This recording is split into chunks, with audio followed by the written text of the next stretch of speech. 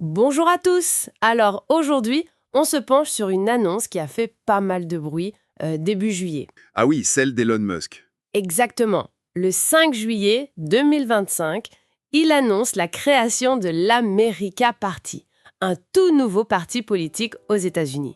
Déjà ça, c'est assez énorme comme nouvelle. Oui, mais ce n'est pas tout. Sur X, l'ancienne Twitter, il confirme que ce parti, il adoptera le Bitcoin. C'est ça le point le plus, disons, disruptif peut-être. Tout à fait.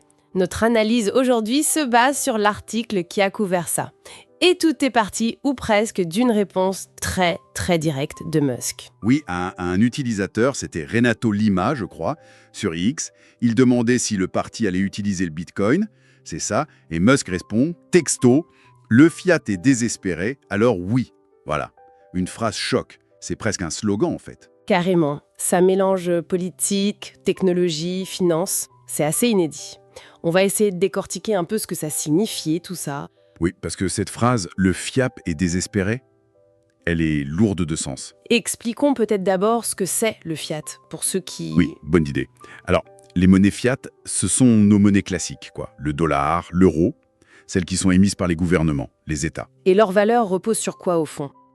Sur la confiance qu'on a dans l'État, dans la banque centrale. C'est exactement ça, la confiance et la stabilité économique. En théorie. Donc, quand Musk dit que ce système est désespéré, c'est une critique assez violente, non? Ah oui, c'est une attaque frontale. Ça vise ce que beaucoup de critiques, y compris Musk visiblement, voient comme les faiblesses du système. L'inflation, les décisions des banques centrales qui peuvent sembler opaques, et surtout le fait que tout soit centralisé. Désespéré, ça suggère un système à bout de souffle, en quelque sorte. Oui, incapable de faire face aux défis actuels selon cette vision. Et c'est là, bien sûr, qu'il positionne le Bitcoin. L'alternative, la monnaie numérique décentralisée. Voilà. Qui fonctionne sans autorité centrale sur un réseau distribué et surtout avec une quantité limitée inscrite dans son code. C'est fondamental, ça. Donc pour Musk et les partisans du Bitcoin, c'est une sorte de refuge, plus résilient, plus indépendant. Bousculer le jeu politique américain. Oui, de sortir du face-à-face historique entre républicains et démocrates qui domine depuis, le milieu du 19e siècle. C'est ça. Casser ce duopole, c'est un objectif politique fort en soi. Tout à fait. Et l'adoption du Bitcoin, ça pourrait être un élément clé de cette stratégie de rupture. Proposer un modèle différent, peut-être basé sur plus de liberté économique, moins d'intervention de l'État. Des thèmes qui résonnent avec une partie de la communauté crypto d'ailleurs. Exactement. Donc, ce n'est peut-être pas juste une question de monnaie, c'est aussi une question de vision politique plus large.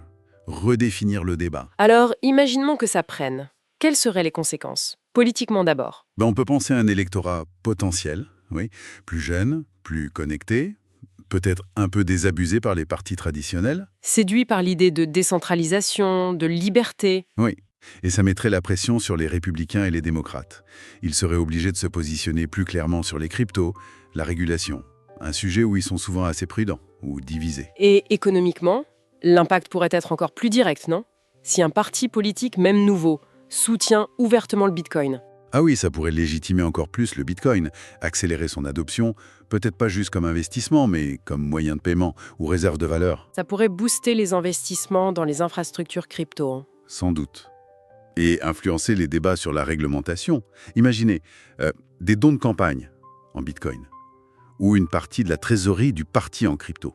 Ça soulève plein de questions, nouvelles. Bien sûr, l'article le dit bien. On n'en est qu'au début. Il y a beaucoup d'inconnus sur la structure du parti, son programme exact. Tout à fait. C'est encore très flou. Entre l'annonce et la réalité politique, il y a souvent un écart.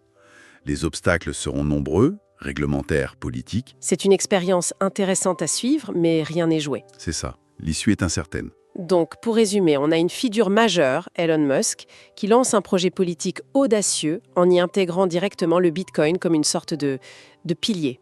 C'est une fusion assez radicale entre politique et technologie monétaire décentralisée. Et ça pourrait vraiment marquer un tournant dans la façon dont on perçoit, dont on intègre les crypto-monnaies dans la sphère publique, politique, économique. Absolument. Et ça nous amène peut-être à une question plus profonde, pour finir. Oui, bien sûr. Au-delà de l'aspect financier ou électoral, en choisissant une monnaie comme le Bitcoin, une monnaie décentralisée, quelle vision de la gouvernance, de l'autonomie individuelle, du rapport entre le citoyen et l'État, est-ce que ce parti cherche vraiment à promouvoir? C'est une excellente question pour la réflexion. Ça va bien plus loin que juste la technologie. Voilà, c'est peut-être ça le vrai enjeu derrière l'annonce.